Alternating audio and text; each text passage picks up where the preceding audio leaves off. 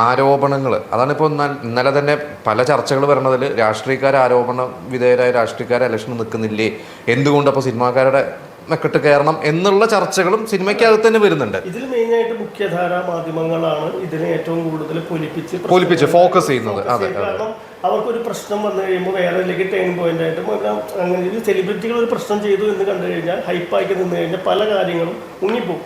അതിനു വേണ്ടിയിട്ട് ഇവർ ചെയ്യുന്ന പല ആളുകളും പല മാധ്യമങ്ങളും എന്ത് ചെയ്യും, ഇവരെ ഫോക്കസാക്കി, അമ്മ എന്ന സംഘടന ഫോക്കസാക്കി പല കാര്യങ്ങളും ചെയ്തിരുന്നു.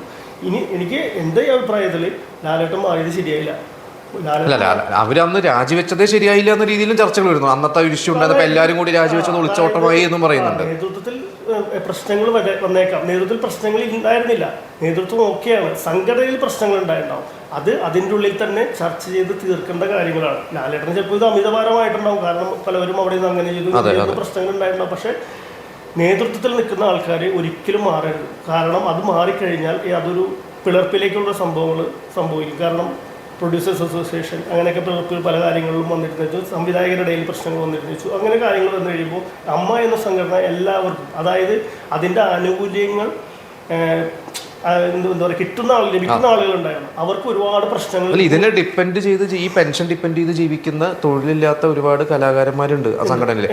എത്ര സംഘടനകൾ ഇതുപോലെ മാസം മാസം പെൻഷൻ കൊടുക്കുന്ന സംഘടനയുണ്ട്.